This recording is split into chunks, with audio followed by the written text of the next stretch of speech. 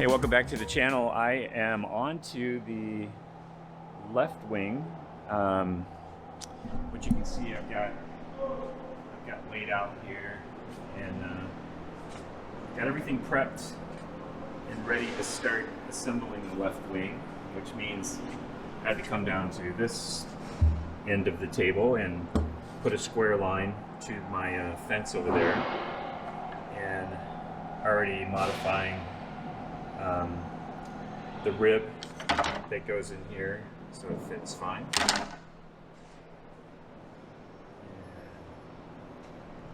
Little colored things to remind me not to run into those.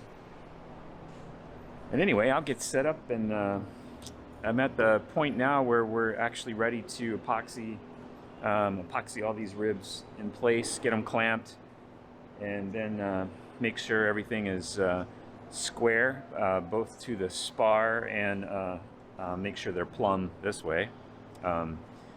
So we'll work on that. And I know this video basically already exists for the right wing, but I figured, you know, what the heck, I'm building anyway, I might as well film it. And in case you jump in the middle, if there are any differences about the left wing, there'll be a slight difference because of the pitot tube is actually going to be mounted on the left strut, so I'll have some tubing to run and things like that along the way. And yeah, so I'll get going here, and we'll do a little building today. All right, so we'll get some epoxy mixed here, and I already got that process going, and then we'll start getting some of these ribs epoxied in place. Just going to put a little wax paper under here.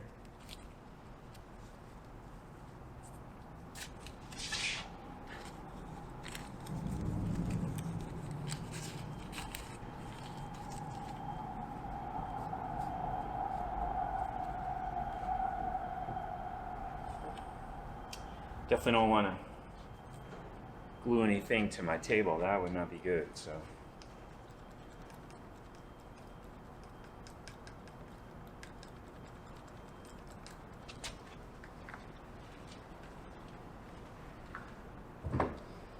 when I did the other wing, I actually I wish I would have done this. My top of my rib and the slope of my front spar, sometimes the rib dropped a little bit, or it came up a little bit, so I didn't really, they didn't stay exactly where I wanted them.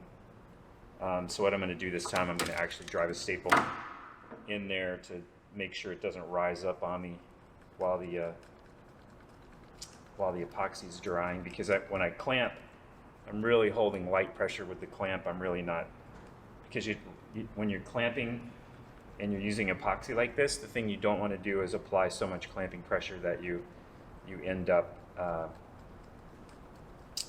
moving all of the glue out of the joint, and then you end up with a dry joint, which you don't want to do. So I'm going to start with the rear. I think that's the best. Yeah, I think I should start with the rear first.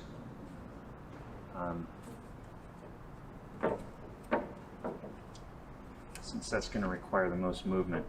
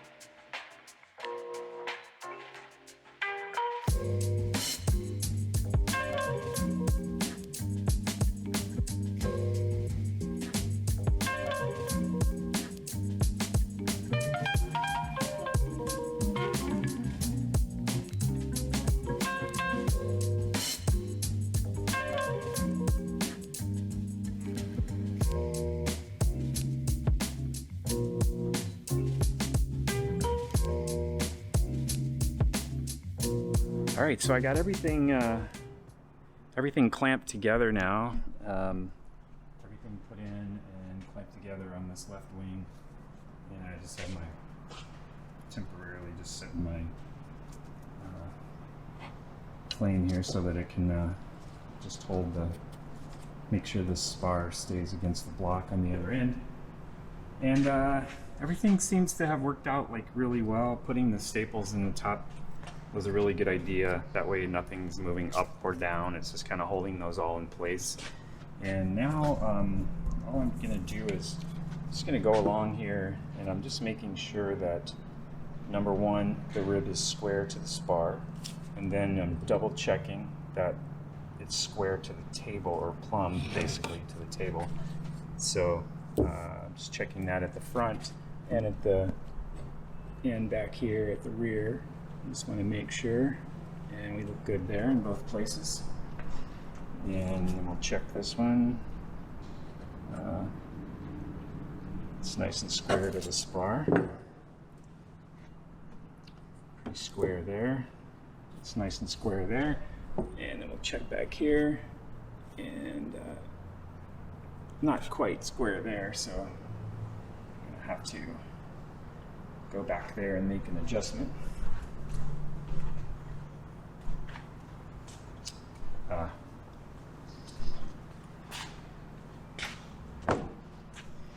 So got a little gap at the bottom, so that just means that this top's just got to come over a little bit. And if I'm having trouble getting that to stay, I'm just going to grab one of my clamps here.